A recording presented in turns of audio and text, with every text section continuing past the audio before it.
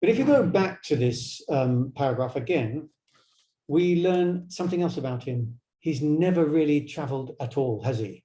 He's got the dreams in his boxes. It's a metaphor, isn't it? He's never traveled farther than Peacock Island, which is a neighboring lake. But these creatures, these insects he has, come from all over the world. So his dreams of being this figure who goes out and travels to these exotic locations, a sort of intrepid explorer figure. This is something of a, you could almost say it like a Darwin type figure, traveling to exotic locations, observing and taking collections of insects from all over the world. It's not something he's been able to do, but only dream of. And like I said, the central metaphor lies in those dreams being physically trapped inside boxes. Do you understand me? It becomes a metaphor for him, a life where he essentially lives in a box. In fact, we've got 3 boxes that he lives in so far. One is the bar, which is the first we're introduced to, a dingy place. And the second is his home, another dingy and gloomy place. And the third, of course, is his shop, another dingy place. So this whole idea of boxes operates on 2 distinct levels, the more immediate and literal physical boxes, which in turn are figurative boxes. And then there are the figurative boxes of settings, the places that he inhabits, all of which collectively reflects upon a sense of confinement and restriction and claustrophobia. So essentially it's a motif, isn't it? It's a recurring idea that captures for us this sense of the poor man's life. I say poor because we must pity him to some extent, even though he's not a likable fellow.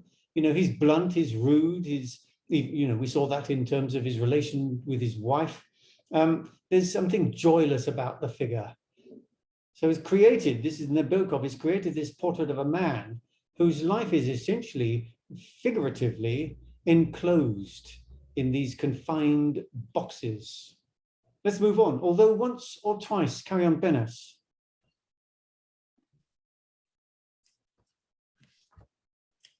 Although once or twice he had had the chance to switch to a more profitable business, selling cloth, for instance, instead of moths, he stubbornly held on to his shop as a symbolic link between his dreary existence and the phantom of perfect happiness. What he craved for, with a fierce, almost morbid intensity, was to nest himself the rarest butterflies of distant countries, to see them in flight with his own eyes, to stand waist deep in lush grass, and feel the follow-through of the swishing net, and then the furious throbbing of wings through a clutched fold of the gaze. Yeah, Paul, sorry to interrupt you, but we need this for a second. Here is a departure from the type of language used thus far in the narrative, all of which, these features of language we've identified, all of which creates this sense of oppressive and even claustrophobic enclosure and gloom. And that in turn translates to the idea of being trapped, basically, doesn't it? In an existence that's decidedly unrewarding and certainly lacks the fulfillment of one's life's dreams and ambitions. Now we have a sentence that takes us out into a world that is rich and rewarding.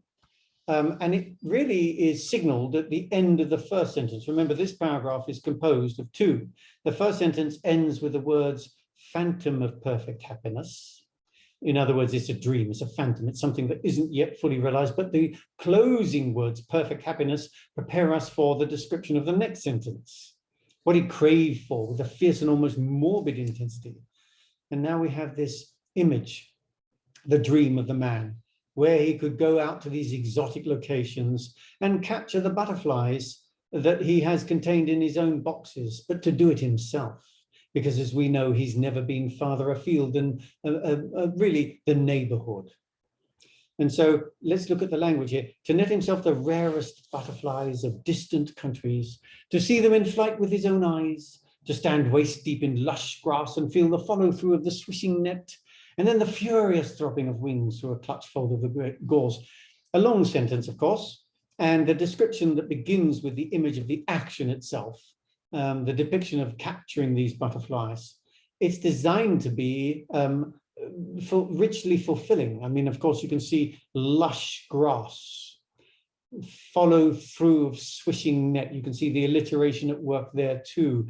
And the onomatopoeic overtones, as well as the susurrus of that sound, swishing net and furious throbbing of wings. The energy that is imbued in that description is in stark contrast to the overwhelming sense of lethargy, enervation, and lassitude that we saw in the earlier descriptions of actions. Everything about him is associated with that lack of energy, that lack of vitality. And now we have the energy suddenly richly immersing us in this description of an exotic location, standing in lush grass, capturing his butterflies, and the vibrance of the animal itself as it throbs its wings. But nevertheless, it's too clever because it's about entrapment, it's about captivity. He's a captive.